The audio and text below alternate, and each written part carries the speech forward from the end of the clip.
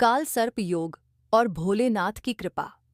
हर हर महादेव दोस्तों, स्वागत है आप सभी भक्तों का भक्ति धारा कहानियां चैनल में, जहां हम आपको भक्ति, प्रेम और आस्था से जुड़ी अद्भुत कथाएं सुनाते हैं। आज हम आपको एक ऐसी भक्ति कथा सुनाने जा रहे हैं जो आपके हृदय को भक्ति रस से भर देगी।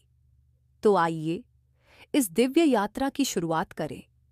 उत्तराखंड के एक छोटे से कस्बे में एक ब्राह्मण परिवार में एक बालक ने जन्म लिया, जिसका नाम रखा गया आरव। इस बालक के जन्म के समय से ही घर में विचित्र घटनाएं घटने लगी थीं। जब वह पैदा हुआ तभी आकाश में अजीब सी बिजली चमकी और गांव के मंदिर की घंटियां अपने आप बज उठीं। ज्योतिषियों ने बताया कि बालक का जन्म काल सर्प योग के प्रभाव में हुआ है। यह योग अत्यंत दुर्लभ और प्रभावशाली होता है, जिससे जन्म लेने वाले व्यक्ति को जीवन भर संघर्ष करना पड़ता है। परंतु यदि वह सच्ची भक्ति करे, विशेषकर भगवान शिव की, तो वह न केवल उस योग को निष्क्रिय कर सकता है, बल्कि महानता की ओर अग्रसर हो सकता है। आरव बचपन से ही गंभीर स्वभाव का था। वह बहुत कम बोलता, परंतु उसकी आंखों में एक रहस्य छिपा रहता था। वह अकेले बैठकर ध्यान लगाता, जबकि अन्य बच्चे खेलते थे। एक बार उसकी मां ने उसे अकेले शिव मंदिर के गर्भगृह में ध्यानस्थ अवस्था में देखा तो चौंक गई। उसे कुछ डर भी लगा, लेकिन जब पुजारी ने बताया कि आरव के चारों ओर दिव्य सुगंध और शांत ऊर्जा का प्रवाह हो रहा था, तब उसे विश्वास हो गया कि उसका पुत्र असामान्य है। समय बीतता गया और आरव के जीवन में अनेक उतार चढ़ाव आने लगे।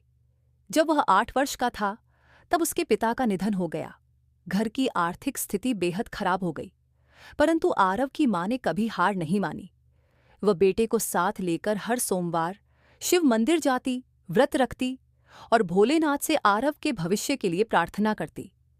आरव भी धीरे धीरे शिव में रमने लगा। उसे शिव से एक आत्मिक संबंध महसूस होने लगा। वह रुद्राष्टक, शिव तांडव स्तोत्र और महामृत्युंजय मंत्र का उच्चारण करने लगा, जो उसने किसी से सीखा नहीं था। ये सब जैसे उसे पूर्व जन्म से याद हो। एक बार गांव में एक साधु आया। वह बहुत तपस्वी प्रतीत होता था। लोगों ने बताया कि वह भविष्य देख सकता है। आरव ने भी जाकर उसका आशीर्वाद लिया। साधु ने उसकी आंखों में झांक कर कहा, बालक, तेरे ऊपर नागिन का श्राप है। हर जन्म में वह तुझे खोजती है, परंतु जब तक तू शिव की भक्ति में रहेगा, वह तुझे छू भी नहीं सकती। तू शिव का अंश है, शिव तुझमें है। एक दिन तू बहुत बड़ा साधक बनेगा।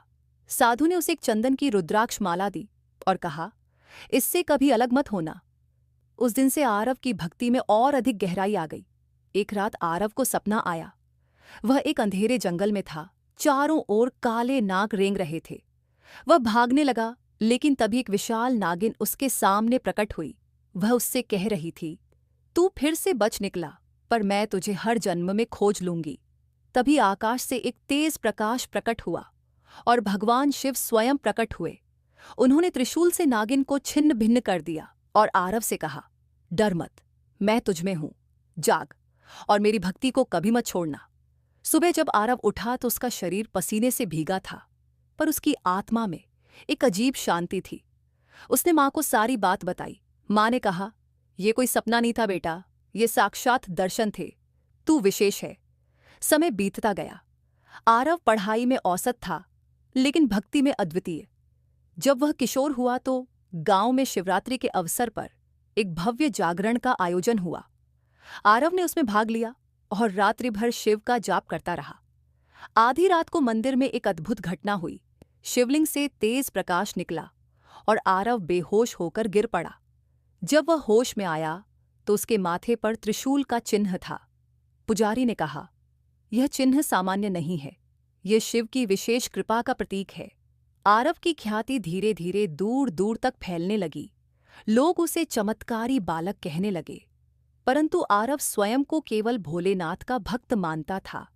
जब आरव 18 वर्ष का हुआ तो वह शहर गया उच्च शिक्षा के लिए। वह दिल्ली पहुंचा, जहां की चकाचौंध और व्यस्त जीवन शैली उसके लिए नई थी। प्रारंभ में उसने अपनी भक्ति बनाए रखी, परंतु धीरे धीरे वह भटकने लगा। कॉलेज के दोस्तों के साथ पार्टी, क्लब, शराब और अन्य बुराइयों में पड़ गया। एक रात जब वह पार्टी से लौट रहा था, तेज बारिश हो रही थी। उसकी कार फिसल गई और एक खाई में गिर गई। अगली सुबह जब पुलिस पहुंची तो कार चकनाचूर थी, परंतु आश्चर्यजनक रूप से आरव को केवल हल्की सी खरोंच आई थी। डॉक्टरों ने कहा, यह चमत्कार है, कोई इस दुर्घटना से जिंदा नहीं बचता। आरव जानता था कि यह चमत्कार शिव की कृपा से हुआ है। उस रात वह अस्पताल में लेटा हुआ शिव का ध्यान करता रहा। फिर से उसे वही सपना आया, नागिन और शिव। इस बार शिवजी ने उससे कहा, तू मेरी राह से भटका, इसलिए संकट में पड़ा, अब समय है लौट आने का। अगले ही दिन आरव ने निर्णय लिया, वह शहर की नौकरी और सारी भौतिकता को छोड़कर गांव लौटेगा और अपना जीवन शिव की सेवा में लगाएगा। गांव लौटकर उसने वहां एक भव्य शिव मंदिर की योजना बनाई। उसे मंदिर के आसपास एक योग केंद्र, गौशाला और एक विद्यालय भी बनाना था। लोग उसकी लगन और समर्पण को देखकर चकित थे, परंतु भगवान की भक्ति का मार्ग कभी आसान नहीं होता। एक दिन गांव में एक तांत्रिक आया। वह बोला, तू शिव का भक्त है, देखता हूं तेरी भक्ति कितनी गहरी है। मैं ऐसे सर्प बुलाऊंगा कि तेरा सारा मंदिर नष्ट हो जाएगा। तांत्रिक ने यज्ञ किया और विशेष तंत्र क्रिया से सैकड़ों काले नागों को मंदिर की ओर भेजा। लोग डरकर भागने लगे। आरव शिवलिंग के सामने बैठ गया और आंख बंद करके महामृत्युंजय मंत्र का जाप करने लगा। नाग जैसे ही मंदिर की सीमा में पहुंचे, अग्नि में बदलते चले गए।